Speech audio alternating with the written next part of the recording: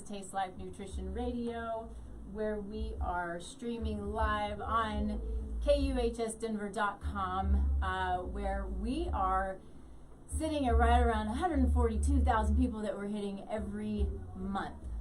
So this is amazing and super exciting, and growing and having fun with the amazing people who we have on this show. And so a little bit about what we are and who we are is Taste Life Nutrition. So as a functional nutritionist, my goal is to have really amazing people who I can refer to, who I know, and who are doing really cool things in this world.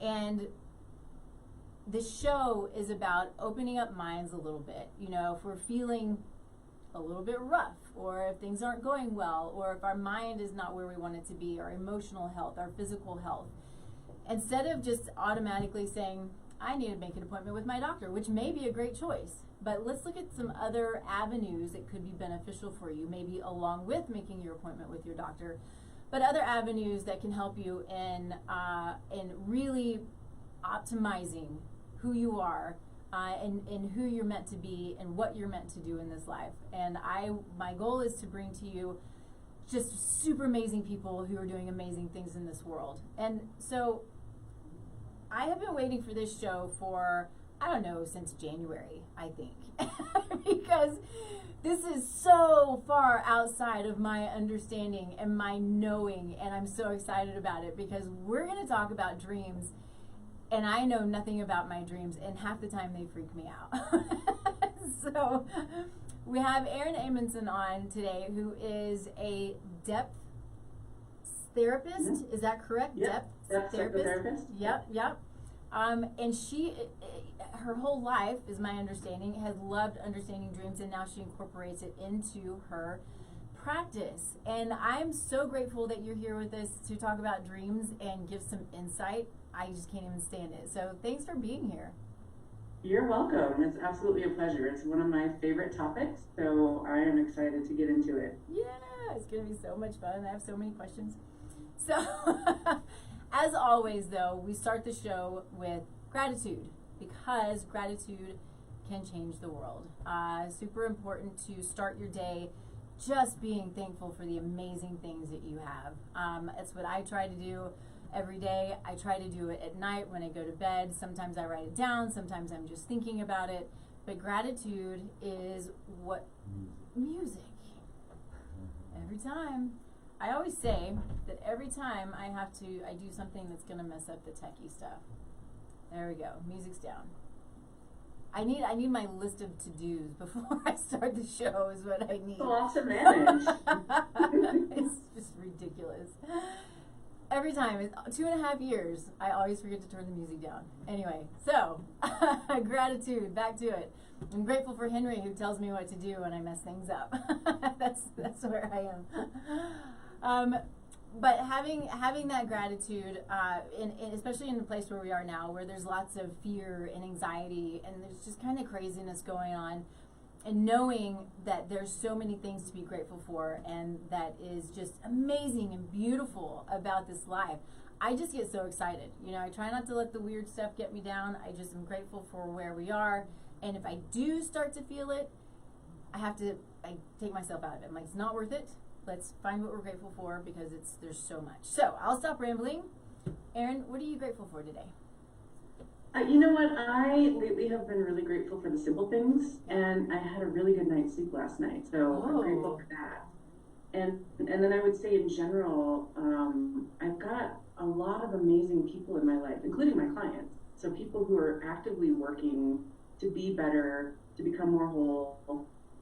You know, my friendship circle is full of beautiful women who are digging deep and wanting to do really good things in the world to make things easier for others. So that's where I'm at today. I'm grateful for those two things.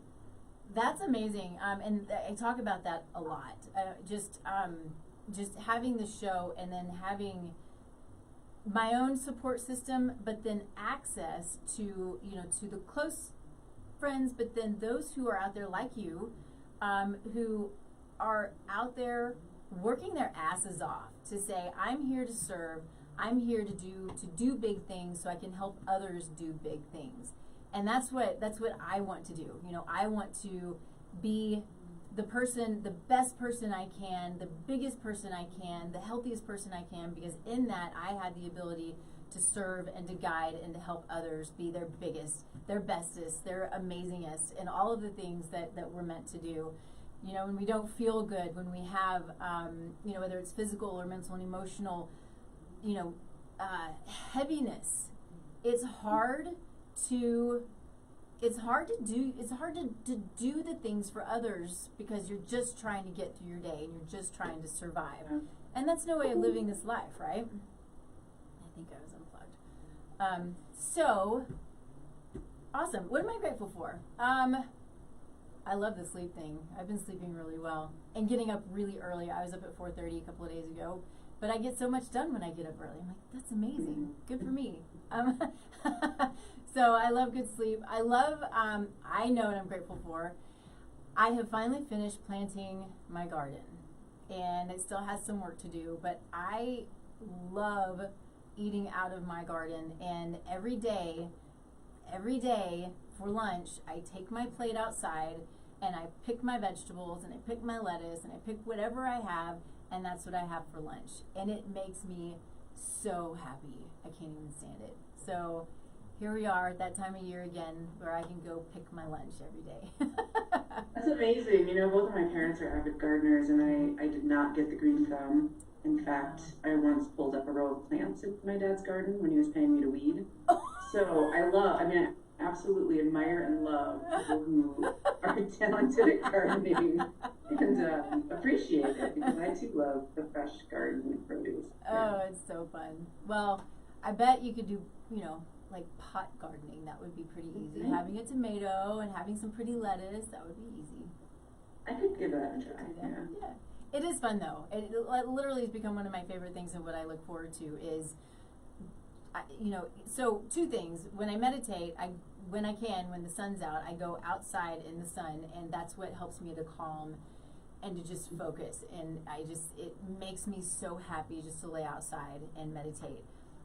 The second thing that I love, which is also to me a little bit of a form of meditation, is just going and picking it and knowing how fresh it is. There is a component, I don't know what it is, and I can't remember where I saw this, and so I need to find it, because I've referenced it a couple of times, but I'm not saying what it is. But there's a component to vegetables and fruit when they are ripened fully on the vine that is beneficial to the body, that we don't get from food, you know, like from the grocery store and that kind of thing, because they have to pick it early. So that component isn't there. So it's not truly as nutrient dense as it should be or could be. And so I need to find out what that is, but it's so interesting knowing when something's ripe and knowing that you're getting the full benefit from it just off the vine and the full nutrient density. It's cool stuff. Yeah, I mean, that sounds like something to be grateful for right there. Yeah, super grateful for that. You know, God's good. He knows what he's doing. And I'm like, okay, I get it. Cool. All right, so let's talk a little bit, or a lot of it, about you. How, you know, who you are. This is what I like to say, because it's true. It's the who you are, why you are, what excites you, what are the things that brought you to where you are, who do you like to serve, how did you get into dreams, and then we'll just get into the meat and have some fun. Yeah, so, you know, my path as a healer started early in life. I went through some early childhood sexual trauma and had a lot of fallout from that. So I had eating disorders. As a teenager, I had addictive behaviors, you know, I was sort of seeking relief through drugs and alcohol and all kinds of self-defeating, really self-harming behaviors. And when I left and went to college, I don't know what happened, but at that phase of my life, I got away from my family, who I love, who I'm very close to, but in my process of becoming an individual, I realized there had to be another way. And actually, my mom also saw my struggles, didn't know about what had happened to me when I was young. It was actually like outside of, you know, our home, and brought me in a session with a shaman. when I was like 19 years old. Wow. And I was sort of like, whatever, mom, and I was hesitant to do it. And finally, I went because the shaman called me and said, are you going to come, or do I need to refund your mom's money? And I was like, all right, I'll do it. And so that was my initiation into really this spiritual realm. But even before that, as a teenager, I was writing down my dreams, and I had a dream dictionary in the house. It was actually my mom's, but I would steal it. And I was very fascinated with what's happening in these storylines that are popping up while I'm sleeping. And at that time, I didn't know much about it beyond my fascination. But as I moved through kind of, my adult life, I started to read books. I started to learn more. I started to read about the many indigenous people's use of dreams and vision work. And I started to understand that dreams are actually a very powerful form of messenger from our subconscious. So I love, Nikki, that you said, like, I know nothing about dreams and I always wonder what they mean. And so many people say that. And that's part of what fuels my passion, because this is a resource that is available to all of us on a regular basis. And I know some people are going to ask, what if you don't remember your dreams? There are ways of doing that, and we can get into that later if that's interesting. But if you're not remembering your dreams, you can engage them. And most people can. And it's really about, how do I decode the message? So what I've learned is that, for example, maybe, let's say I'm working with a client and they've set a conscious intention. So to go with what you do, let's say my conscious intention is that I want more nutrition in my life. I want to, eat healthier, put healthier things in my body, maybe move more. I want to be healthier. And how many times do you see people make that intention and fail over and over and over? What the subconscious and what dreams will do in that context, if you're paying attention, your dreams will actually deliver you the reason why you're failing. Oh, wow. So it may be a block, an emotional block from childhood. And so you need to eat a certain thing to cope, but you don't even realize that's what you're doing. And it could be any other number of things, but that's just one example of how dreams work. So I'm going to put it out to the universe, right? I want to maybe be healthier. I want to get fit. And then my dreams are going to give me, in my case, it might be little snippets of unresolved trauma from childhood. So it might be kind of a nightmare that's not directly related to the trauma, but it's representing a part of my subconscious that is still functioning from that point. Mm-hmm. And so then I know, because I understand how to work with and decode dreams, okay, if I really want to get fit, I'm probably going to have to address my trauma again from a different angle or on a deeper level, because that's part of it.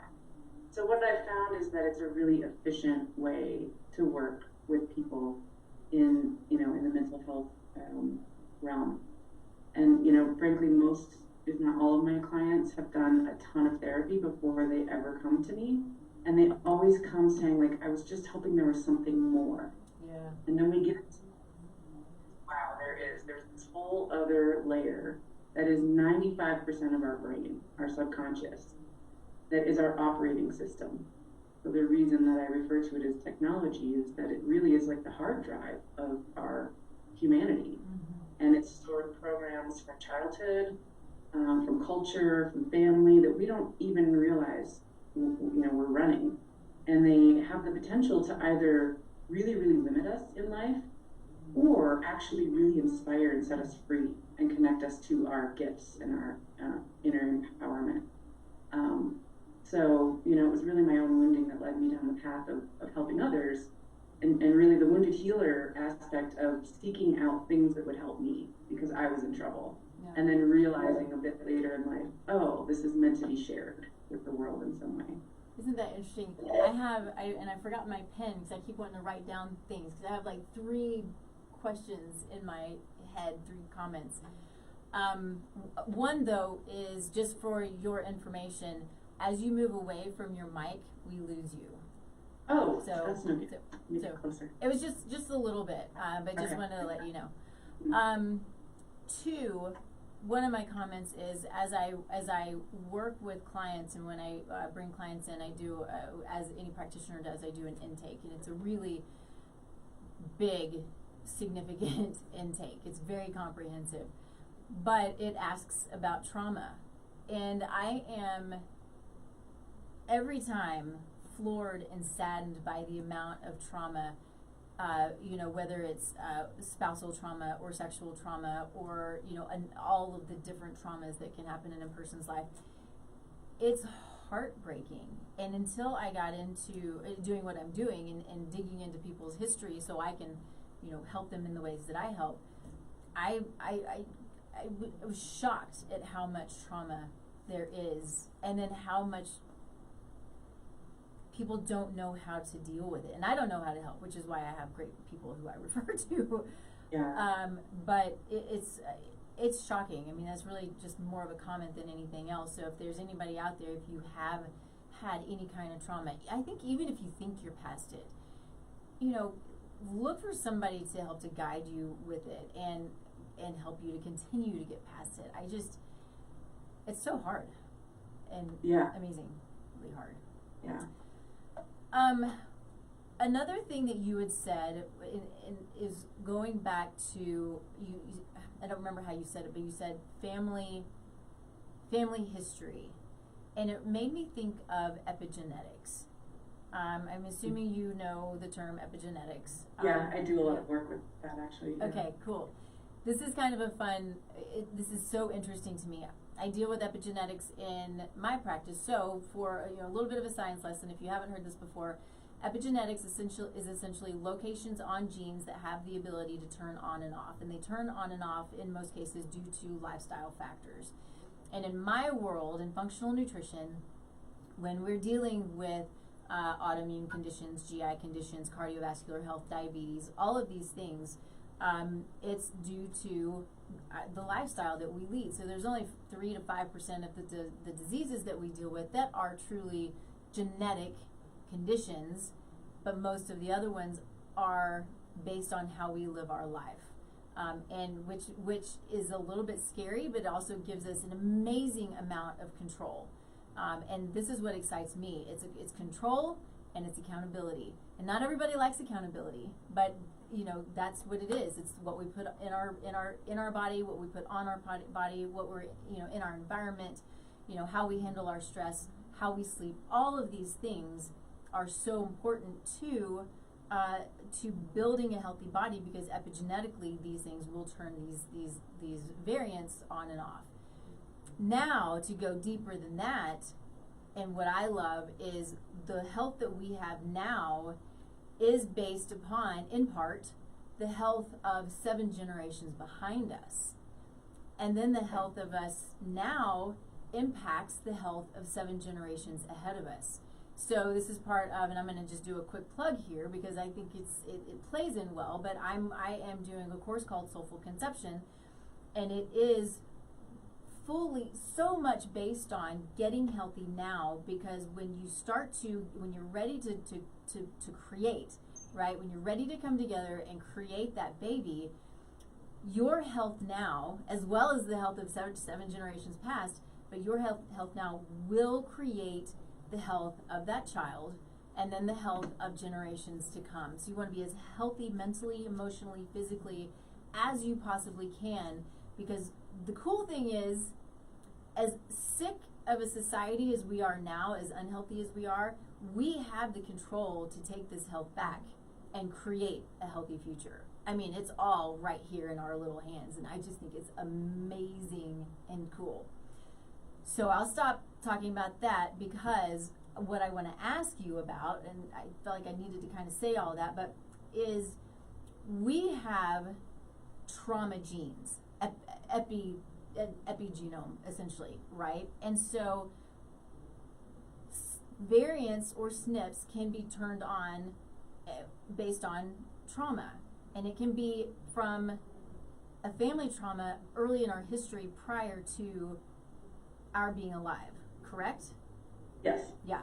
Yeah, I actually have a great story about that, to kind of mirror, what you're talking about with health. So this would be like the trauma healing piece of epigenetics. So in addition to doing dream work, I do a lot of other modalities in the subconscious. So I look at past lives. I'm an astrologer. I'm a regressionist and a hypnotherapist. So I've just been fascinated with the subconscious for a long time, and I've studied and trained, whatever I can get my hands on. just as a passion. So years ago, I had an astrology client, and I was reading her birth chart, and she didn't tell me anything about her life or her history, but I very clearly kept getting this image of really, people stuck in a concentration camp in World War II, and like being in the medical experiments that were happening, especially with women, right? So that flash just kept coming, and my intuition is very mental. So for me to actually, I was kind of seeing a picture, a glimpse, that was new for me, like to see something as a little bit of a vision flash, and then having the storyline come through mentally about, this experimentation. And so I felt a little awkward about it, right? And I shared it with her anyway, because I was like, I'm just going to trust this. I don't know what she's going to say. She might think I'm crazy. And it turned out that she is the descendant of Jewish Holocaust victims. And so I did this reading. She went back and did a little bit of genealogy. Her sister had already been doing that, and really traced some things back, and found out, like, in fact, yes, that is a thing. She then started to have nightmares, and came back to me and was like, "What? I don't know what to do about this. Like, ever since I've unlocked this information, I'm having repeat nightmares of trauma. That is, she actually gave birth and had a cesarean maybe 9 months before we met, and that storyline kept coming up in her dreams, and it was just like living the trauma of the cesarean over and over that she had brushed off, because our culture tells us, right, get over it. Cesareans happen all the time. That's not a real trauma. You have a healthy baby. You're healthy. You're both alive. Move on.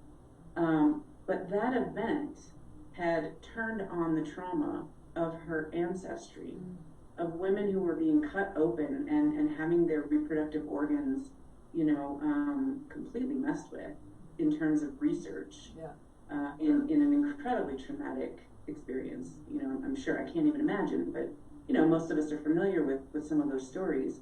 And so we worked through her nightmares then to bring her epigenetic healing. Wow. And she was able to let go of the trauma of her cesarean, as well as the trauma that she had been carrying subconsciously from her lineage. And her life changed. I mean, her, like, everything about her. And she's also, she was, I think, studying to become a therapist. And that was something that was really in her way in terms of being all that she could be, as a certified healer in the world. So it absolutely happens, on health levels. We know it happens with addiction, and certainly with trauma and mental health as well. So the interesting thing about what I found about working with epigenetics is that it's hard to turn around. I don't even know if it's possible to turn around in our conscious mind, because it's not where it's sourced. Right. It is sourced in the subconscious, so we have to get there in order to really work with it, in my experience. Yeah. So interesting and so cool. Okay, so I want to just dig into dreams. And I don't really know how to start it, so I think I'm going to let you start it, because I do have questions about it. But when you're working, I guess my question would be, when you're working with people and you're working with their dreams, what does that look like? What are you doing? How do you know what dreams mean? Yeah, that's a lot of questions. So I don't purvey to know what anybody else's dream means. Okay. And so I teach dream therapy to graduate students in counseling, and I work with you. I really do a lot with this. Basically, the dream is coming to us when our conscious mind is asleep and our subconscious mind is awake and active. And that all has to deal with brain waves. You talked about meditation. So I would say you and I right now are in what we call a beta brainwave, and that is your conscious, logical thinking mind that is keeping track and is intelligent and aware, and that's thinking, right? We're thinking. If you start to slow down your brain as you're falling asleep, for example, or in meditation, that brainwave turns into an alpha or a theta or a delta. And all of those, anything slower than beta, tunes into your subconscious mind. So a big part of how I work with people is I have them bring a dream and share the dream, and then I engage them in either meditation or hypnosis or relaxation technique to slow their brainwave down to at least alpha, which is kind of the state of mind you're in when you're daydreaming. You know, you're just sort of relaxed and lost. You're still aware and lucid. And most people in general feel safe, you know, being in that state of mind in a therapy session. Some people like to go deeper right away or just naturally do. And then we actually re-enter the dream and engage it from that level. So we can go in and start asking questions about what a particular aspect of the dream is representing in this person's life. And the information that comes through is absolutely amazing. And it's so simple. It's really, everyone that's listening right now could probably do this if you've ever meditated or done yoga or daydreamed. You can sit, you can slow that mind down in whatever way you do. You read back through your dream and just sort of pick the thing that stands out to you. So it might be, you know, I had a dream about a swimming pool and I was in the deep end and somebody else was in the shallow end, and well, the pool stands out to me. So I can actually have a bit of a dialogue with the pool and start asking questions about why it's there. What does it represent? What's the meaning behind this? And for me, I might get, you know, oh, well, you're in the deep end. Think about that. So where in life, you know, you're struggling. You're in the deep end. You're about to drown because you're taking on too much. And you've done this before, and you know this pattern, and you're doing it again. And then I can come out of that and say, wow, I just took on too much. I need to start saying no to some things, right? Because what happens when I get in this state always ends up in some self-destructive way, right? For example, somebody else could have the same dream about a pool in a deep end, and it might mean a very different thing to them. So for somebody else, it might mean you're being invited to dig deeper into your, you know, subconscious, or you're being invited to dig deeper into your emotions.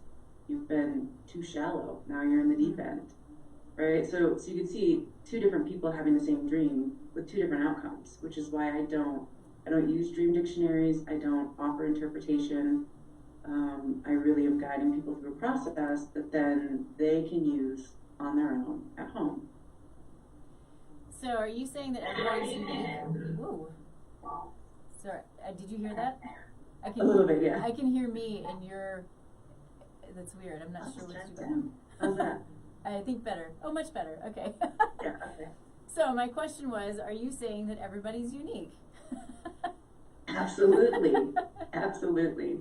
And you know, the fun thing about that, and I'm going to maybe contradict it a little bit, is that when I work in groups with dreams, you know, everyone kind of gets to engage the process. So like I might share the pool dream and everybody in the group is going to do this meditation and kind of find out.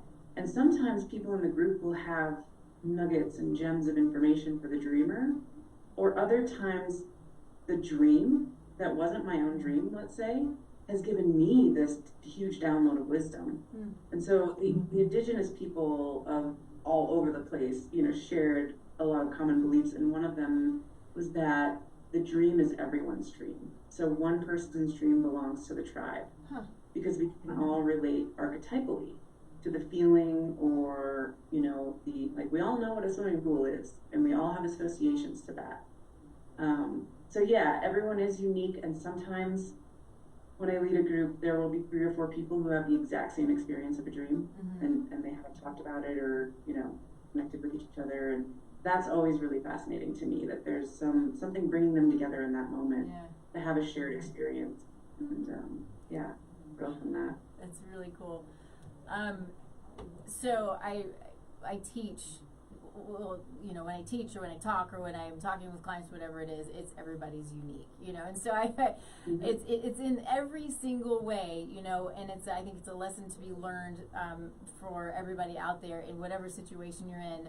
Know that you are not like anybody else. You are unique in your thoughts, in your processes, in your physical health, in your mental and emotional health. I don't care if you have a twin that lives under the same roof as you. You are different, and things are different for you. So I think it's, you know, when you're working with people, if it's, you know, working with a therapist or working with someone like me or working with your doctor, if someone is treating you like they treat everybody else, then maybe consider looking outside of that, because you are special and unique. And I think it's important to remember that and know that if you go on a diet, which I hate that word, it's a 4-letter word, but if you go on a diet and it doesn't work for you, but it works for somebody else, why is that? It's because you're different than everybody else, and that's the way that it's supposed to be, and it's beautiful. It also makes things a little more difficult, but that's part of life. So that's why we have jobs, because we like to dig, right? Yeah. I couldn't agree with you more. And in fact, a lot of the work that I do is helping people let go of, the family and cultural expectations to be like everybody else, because it's painful. It's painful to try to fit inside of a box that is too tight, or, Agreed. So I'm going to ask you this question, knowing that this is not intended to be a therapy session, but I think I have a dream. It's very short and simple, and I'm not asking you to read it. If you tell me that's stupid, I can't do this right now, then that's totally fine. Not like it's stupid. No, I will never say that about dreams. It's just the weirdest thing, though, and I have it a lot. I haven't had it in a while, but it's gum. I'm chewing gum, and it gets bigger and bigger and bigger and bigger, and I have to pull it out and throw it away, and then it comes back. And I don't even chew gum. Yeah. Well, I'll just be curious with you. Yeah. What's the feeling that you're having as you're like having to pull it out and it's coming back? Embarrassment and frustration. Okay. Because I have to hide. Yeah. So this is like a really simple, I'm going to give you a couple of really simple ways to look at dreams, just in the interest of anyone listening who might want to also try this stuff out. So the first thing would be, to look at the feelings in the dream, and then say, like, where are these feelings sourced, either in my present life or in my past? So here's something really fascinating about the subconscious that I think everyone should know. Between the ages of birth and 7 years old to about 9 or 10 years old, the prefrontal cortex is not developed. So our conscious thinking, filtering brain is not online yet. Everything that happens in our environment is getting stored in the subconscious. So if you have any kind of like early childhood trauma, or certain expectations from your parents, or ways of behaving that have kind of been projected into you, you're functioning from that level until you become conscious that it's there. And for most of us, some people have nothing good there. They have these very horrific, traumatic childhoods. But for many of us, we have a lot of good stuff that's been instilled in us, right? Like value systems and how to keep ourselves safe, and maybe unconditional love, and all those things are amazing. But I would guarantee that all of us have something there that maybe doesn't belong. For example, I gave my kindergarten teacher a Christmas gift, 6 years old, and she gave it back to me and told me I can't accept that. And I'm a 6-year-old. I have no idea why. I don't know. But all I know is that I'm ashamed. So now, I might have dreams that have an element of shame in them. And I could look, I've done some work on this. This actually was a memory that surfaced, a bit later in life as I was doing some work, that, one of the adults in my life that I looked up to and loved the most as a 6-year-old rejected me. That's not even a big deal, right? We think of that as like, well, whatever. That's not a trauma. But I absorbed shame over that experience. So for you, it would be like, where is embarrassment and where's frustration? Either in your day-to-day right now, or where can you trace it into your past as a way of starting? Interesting. You don't necessarily have to answer that, but that's one. And the second thing would be, here's what else I would have you do that's very simple. Take the word gum and like write it on a whiteboard or a piece of paper in the middle, and then do kind of like a spoked wheel association. First thought, best thought. So gum, sticky, chewy, I don't know, whatever adjectives come up, like whatever your associations are. And then you might look at where those associations have some kind of a place in your life, right? So sticky, ooh, I think it's something feeling sticky to me. But again, it would be your associations and your questions. And that's just a really easy, basic way to get started. The emotions of the dream, where you would source those, and then the associations from one part of the dream. You could also associate chewing or pulling, right? You could do any of the aspects there, or all of them. So interesting. Thank you for that. I am always so curious about that, so I have to go home and start diagramming. Yeah. And even I love that embarrassment is such an interesting feeling, right? And it's closely, in my mind, closely linked to shame for me. Mm-hmm. Like, oh, I did something, I'm embarrassed, and now, Mm-hmm. you know, I feel the need to kind of hide, or, you know, I don't know how it is for you, but that would be one that I would dive into a little bit. Yeah, yeah. I'm sure that there's something there that would be interesting to dig in and uncover, because it's, oh, I have a phone call. Sorry. Let's see. Go away. I should have turned that off. I didn't even think about it. I'm going to do that now. All right. I could just answer the phone. Why not? Yeah, maybe if somebody call one in. Right.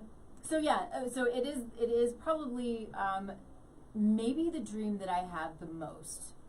Well, let me say something about that really quick, if I could, Yeah, because it's a recurring dream, and that's a certain type of dream. And what that means to me is that it's been an ongoing bit of your experience that your subconscious is trying to get your attention about. Ah. So here's the fascinating thing with recurring dreams. Once you resolve whatever it is that your subconscious is wanting you to resolve or integrate, the dream stops or changes. Okay. So it might be that you have that dream again, but you're just chewing a little bit of gum and you spit it out, right? And then it's like the finale. Or it may be that you just, like, that dream goes away because you have figured out what the message is and you know, integrated it into your life. So many things to think about. Yeah. Figure that out. Awesome. I'm going to take a quickie break because I need to talk about our sponsor and how amazing they are. So, and you'll like this because we had a little bit of this conversation prior to the show. But Cellcore Biosciences is our sponsor. They're amazing at what they do. They are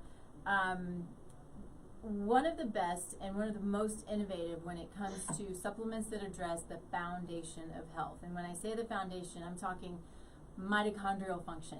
I'm talking about cellular health and genetic health. You know, so it goes deep into the cell and addresses those things that are most hindering our health. And a lot of times, the reason that I think this is important, because a lot of those times there are things that we're dealing with that we don't understand and that maybe don't even come up on labs. Labs are my probably top number one favorite thing to run on people, because it allows me to see how the body is functioning. It allows me to hear essentially what your body's trying to say. And it's on a piece of paper, and I can show my clients, and you can see, and then we can gather data, and it's amazing. But sometimes labs, you know, labs are not 100%. There are things that don't come up on labs that maybe so there are things that don't come up on labs that still need to be addressed. And that's what Cellcore does. And so in part, they're working on the crazy amount of infection that a lot of us have in our bodies. Infection, whether it's bacterial, yeast, parasitic, worms. These are things that can really create a problem on the body, but worms rarely come up on labs. I've done tons of labs, and I've had worms come up on one lab ever. So, but I've seen a lot of them. So just being aware of that, and I know it's super gross and it's a horrible thing to think about, but a lot of what we're dealing with are things that we don't know are there. And it's not normal for it to be there, and we don't eat the way that we used to. That is, you know, bringing in and incorporating antimicrobial herbs and gut building foods and these things that are, you know, from the earth, that are intended to keep us healthy and to fight any kind of bacterial or parasitic infection. And sometimes they can just take over. And, you know, we live in a world where we're just eating food that does not build us up, it only tears us down. And so my goal is to always look for the root cause of symptoms, as well as then address the foundation of health and allow people to repair and to balance from the bottom up. And I think it's a really important way of looking at the body, looking at biochemical individuality, and helping a person. Again, it goes back to being their very best. When you feel good, when you're motivated, when you're excited, you can actually be your best. You can get out there and you can do all the things that God put you here to do. So, Cellcore, I was like, who am I talking about? Cellcore is amazing. I love what they're about, and their delivery system is what makes them unique, and so they're great at what they do. So thank you, Cellcore, for being a sponsor, and we appreciate you. And let's move on. Okay, so I think that maybe when I'm looking at my notes here, and maybe what I want to hit on, and you talked a little bit about it, but you know, I know a lot of times in our, you know, and in my own experience, I know I have blocks, and those are things that I'm working on, and I don't really even truly understand what that means, but I'm working on addressing them, and it's really that digging and that uncovering. And my understanding would be that dreams can help us to understand blocks. It can help us understand resistance. It can help us to be a guide, right, in what we're trying to do, what we're trying to accomplish. How do you work with people? I mean, do you see that I assume you see people become unblocked once they can, again, it's getting down to that foundation, right, or that root cause. Yeah, I mean, I love what you were saying during your shout out to Cellcore about looking at the root, right? So I'm hearing you, and I'm like kind of lighting up inside. I'm like, oh, here's somebody who wants to get to the root of the physical cause of illness. I'm someone who wants to get to the root of the mental cause of illness, right? And I don't tend to call it mental illness, but just to kind of line up with what you're saying. So like, I'll just give you another quick example of one of my experiences recently. So I had 2 dreams in a row in which there were somebody else's dog in the dream that I was responsible for taking care of. One, I was supposed to like walk around this farm and find this dog and take it for a walk, and I couldn't find it, and it was really difficult, and ended up not walking the dog, even though it was my responsibility. And another was like a little puppy that got out into the street, and it was going to drown in this flood, and I had to go out and rescue it. But again, somebody else rescued it. I couldn't get to it. And I did a little bit of work with those dogs in kind of just like communicating in the way that I described earlier. And what came out of that was that I had been blocking myself by trying too hard to take care of other people's stuff. And that was applying to my partner, to my parents, to my niece, and to some extent to my clients. Like, I had gotten into this almost codependent, it's not really codependent, but like I had taken the helper role a bit too far. Yeah. And I was really neglecting a lot of my own needs and starting to get cranky and starting to, you know, have these issues and have this feeling of reduced confidence. And I wasn't sure about where that was coming from, but really the block was that. So as soon as I did that work and had that recognition, I was able to make a change and pull back and really tune back into myself, and then move forward with more of a keen observation of when I'm doing that. So when I'm like giving too much, and sometimes the people I'm giving it to don't even actually want it. You know, right. It's like it's too much all around. Yeah. And I can kind of pull back and, free up a whole bunch of mental energy. So my creativity is coming back, and my playfulness, and all of these aspects of life that I really love that were starting to fade away. And my dreams were right there to give me this kind of strange story, about taking care of dogs. But they're really related to my caretaking in general. So that's an example. And that would be how I work with clients too. People often recognize their blocks, and that's one thing, right? So it's like you can come in and say, I really want to, start my own business, but I'm too terrified. That's an obvious block. Sure, yeah. And when you start from that level and dig in to the subconscious through dreams, through astrology, through regression, through a number of methods, and find out what's happening there, right?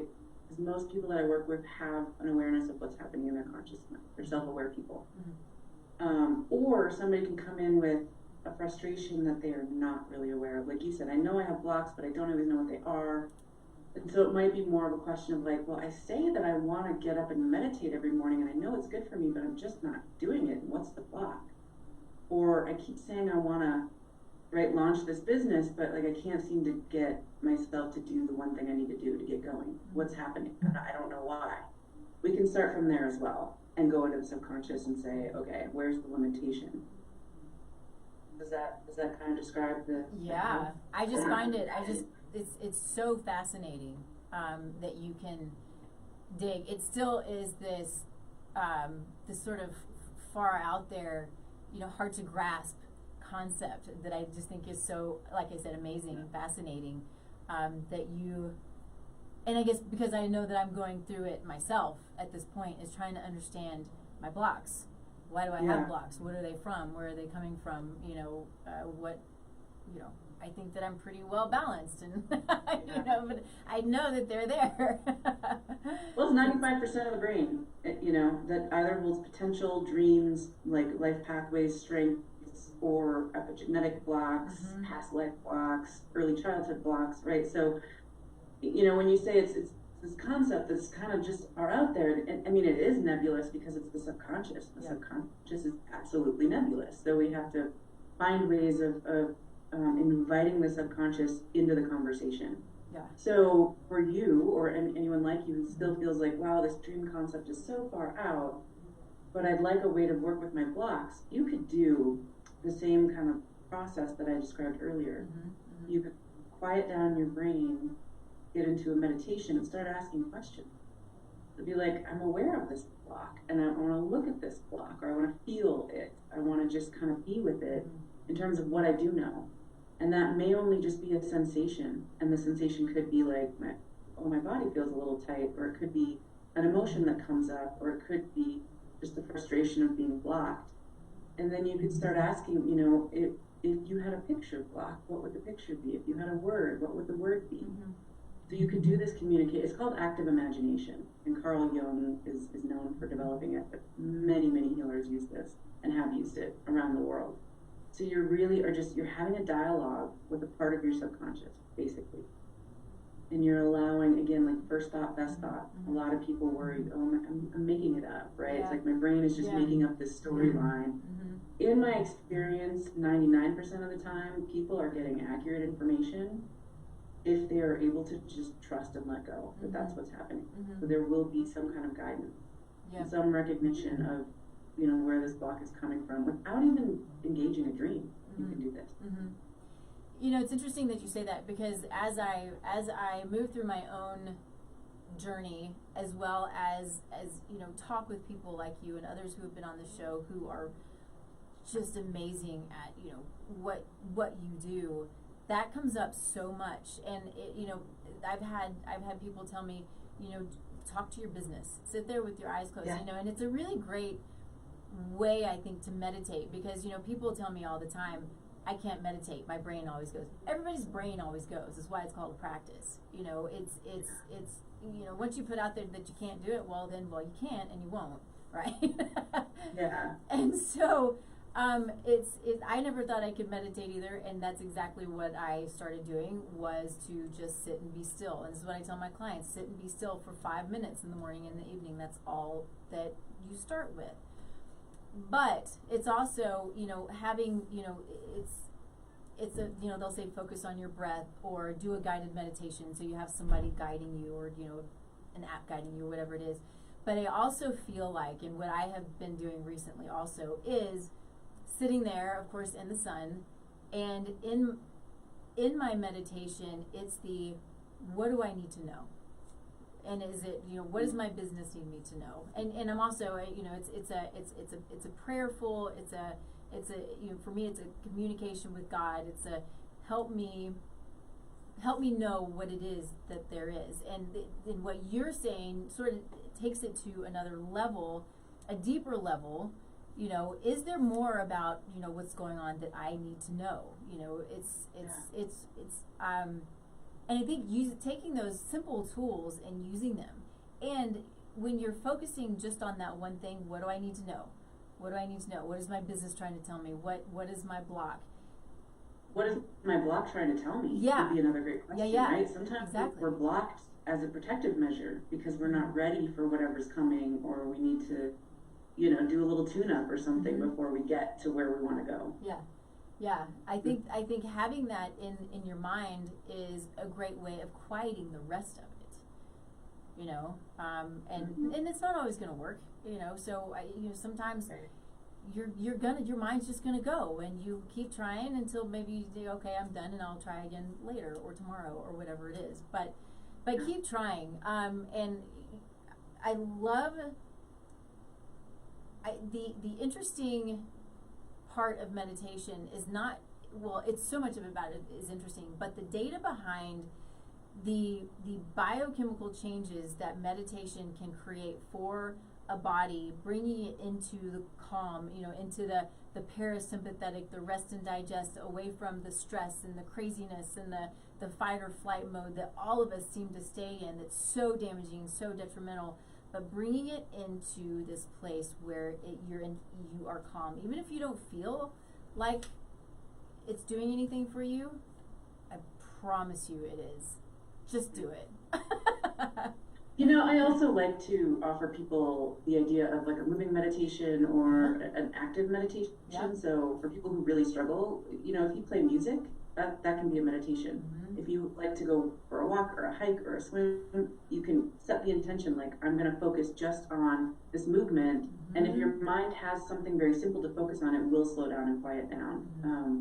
So yeah, that's just one other little tidbit there, that I do a lot of somatic work with dreams too. So like, for example, the dog dream, right? Like I would embody the little dog that's drowning and feel what it's like to be in that body and move around and, like let my body get the feeling of what's happening, right? So that sounds terrible. Again, dreams have so many elements, right? Yeah, so I figured out in that dream about overextending myself, but I might also look at, if I were this puppy, like where's the drowning coming from? Like what is that feeling like in my body, and what am I relating that to? Yeah. And maybe that is related to giving too much and I'm drowning myself. I don't know. I mean, I'm just sort of spitballing here, but yeah, move if you need to, or engage something. Stare at a candle flame or a fire, right? If you need to give your mind a little bit of a distraction, find something that is very simple to focus on and see if that works. If you're not able to just sort of sit with your breath, which many people struggle with.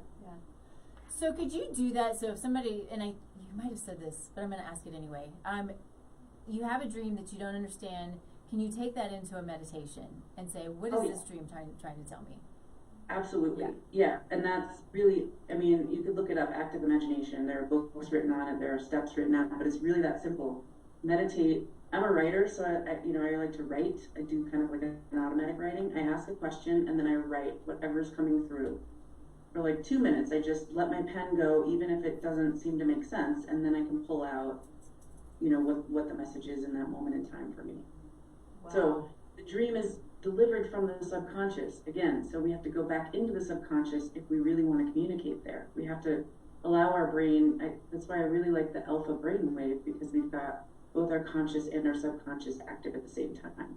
Oh. And once you begin that communication, that line of communication, it opens up tremendously for most people. So I'm halfway through teaching a dreams class with these counseling students, and I keep getting messages from them because they're just in awe, right? They're like, I'm getting more and more of my intuition on board. Like there are all these synchronicities happening, and my dreams are really full of this. And it's because the subconscious actually wants to be a guide for us, but we've been trained away from it, right? Yeah. Again, the indigenous cultures around the world in the past they knew the power of this. And they engaged it all the time for their healing practices and to understand when to plant crops and everything, right? They lived by it. We in our modern culture have decided that that's, hogwash and it's woo-woo or it's whatever, and so we've dismissed it as important, when in my world it is actually the most important part of the mind. Yeah. The most powerful. Yeah. So I'm going to ask you the question, alpha, is this what meditation is alpha, where or hypnosis? Yeah, so hypnosis goes a little bit deeper. It's more the theta. Okay. Right. So in hypnosis, your conscious mind is almost completely sleeping, and delta is sleep. So it goes beta, alpha, theta, delta. Okay. In terms of fast to slow. Mm-hmm. And you don't have to memorize those. There's charts online if you want to look at the names. You can just Google brainwave chart. Mm-hmm. But yeah, alpha really is more. It's sort of a light meditative, maybe creative state. So it's not hypnosis. It's not as deep as that. But it is when you're sort of feeling relaxed in meditation, but you're still aware, right? So you still might hear the bee buzzing by your head if you're sitting in the garden or whatever. Okay, cool. I don't hit it as often as I'd like, but that really deep meditation is such a interesting, cool place to be when I can get there. Yeah, it's really fun. Yeah, and I think for most people it's easier to get there when you have a guide of some kind. I know that's the case with me. If I've got someone else facilitating, it helps. Yeah. Cool. So I want to make sure that we have talked about everything that you want to talk about. We've only got 5 minutes, which is, Whoa. I know every time, and I think I say it every time. It just flies by. It's such good conversation. But I want to make sure too that people know where to find you. So if there's anything else that you want to talk about, I know you do these dream groups, and retreats, and all of these cool things that you do. I want to hear more about that. Yeah. So, gosh, this fall in November 3rd through 6th, I'm doing the first dream retreat that I've done in 3.5 years. Probably like a lot of people who, I tried doing some things online with it, and I just didn't like it personally. I mean, there's a lot of great stuff out there online, but I was not able to go as deep as I wanted to go.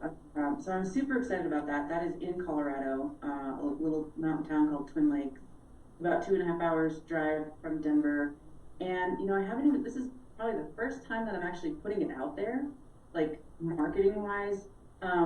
And it's half full already. And so if that's something anyone listening is interested in, I would love to just have a chat with you and tell you more about what we're doing. We dive really deep. We do a lot of playful fun, little workshops, breakouts into the subconscious with our dreams. It's a really small group. It's 12 people maximum, so it's very intimate, and people come out of those weekends changed somehow every time, and for the better, right? So happier, or having removed some big blocks, or having tuned into the next direction for life. So it's super fun. That I'm very, very excited to be doing that again. And I don't do a lot on social media. I do a lot more word of mouth and personally. So my website is naturaldreamtech.com, and you can actually sign up for a consultation call through my calendar link there, or you can reach out to me via email. It's Erin@erinamundson.com, and you can look at the show notes for the spelling. You got my name spelled right. So those are kind of the two ways of getting a hold of me. My client caseload's pretty full right now, but if you are interested in what I do there and maybe want to check that out, you could also sign up for a consult call and get more information. And I think that's it. That's all. I don't have anything else kind of big on board in terms of my offerings, but I do in the fall. I'm sort of working on an intuitive writing group that is not dream-based necessarily, but with the aim of getting us into our subconscious mind outside of dream work. So that's online, and I've done that a few times over the last couple of years, and it's been really great. So very cool. That's what I have going on. Very cool. And so, just to for the sake of clarity, your retreat is live, but you do virtual consultations, yeah? Yes, my practice in terms of one-on-one is all virtual. Yeah. Retreats are live. And if you want to just be notified about the live stuff that I'm doing, I will be doing maybe some one-day things in Denver. I'm working on a continuing education series for counselors and therapists. So if that's you and you're interested in this as continuing ed, reach out. And hoping to expand that into other professions as well, that just people that are interested in how we can apply understanding the subconscious to health generally, whether it's physical, mental, emotional, or spiritual health. And so it's not just limited to dreams once again, but really harvesting the information that we're carrying around unknown to us, and facilitating that communication between our conscious and subconscious. Amazing. Well, this was, I knew it would be eye-opening, but it's so fascinating. There's so many aspects of our lives that I think that we take for granted, or that we brush off and we don't see as, information. And I think that it's you know, there's so much that we still don't know about the brain and about the subconscious, and that, you know, and when we do have the tools to kind of take it and harness it and use it, and you know, I just think it's the most interesting and the most fun thing, and I'm grateful that you came on. And yeah, thank you for having me, Nikki. This has been really fun. Yeah. We'll have to do it again, because I think that we could go deeper into this and you know, really kind of you know, have some fun with it. So, of course, this is Taste Life Nutrition Radio. My company, my practice is Taste Life Nutrition. You can find me every Thursday here, streaming live on KUHS Denver. We're also streaming live, of course, on the Taste Life Nutrition Facebook page. We're Taste Life Nutrition on all of the social media. And you can go to my website and fill out a free assessment, and that assessment will come straight to me and will give me some good understanding of what could be going on with you. If you have some symptoms that you're not sure what's going on, if you have been to practitioner after practitioner after practitioner and still having some troubles, happy to chat through that with you and see what we can figure out. If we need to refer, I have amazing people to refer to. As well as if you need to come into the practice and you know, go from there. So we are also all virtual, so we can see people from all over the world and would love to just have a conversation with you. I do have, and I talked a little bit about this earlier, of course, is the Soulful Conception. This is not just for women, although it mostly speaks to women, and I get that and understand that, but it is, you know, I want couples to be involved as much as the you know, husband or the man wants to be involved. I think that just having that understanding of the impact that we have on our future is so important and so huge. And of course, just bringing in a healthy, productive, amazing little munchkin to start to continue to build on this world that we have that is a good place. So grateful for you, Erin. Grateful for all of you for sticking around and paying attention. I'm looking at our numbers over here, and we've got people all over the place. United States, India, Indonesia, Ireland, Greece, Thailand, Serbia, Philippines, Germany, Montenegro. Fun. I know. That's great. I love it. You know, I do some international work too, so, and it just has a different feeling, right? Yeah. And connecting with other cultures and like finding our commonalities, that we are all interested in a lot of the same human elements of life. Yeah, it's good stuff. It's super cool. Yeah, it's super cool. It's exciting. Having just the best time. So thank you again. Thank you, everybody. And we'll catch you next week at 10 a.m. Mountain Time. Taste Life Nutrition Radio. See you later.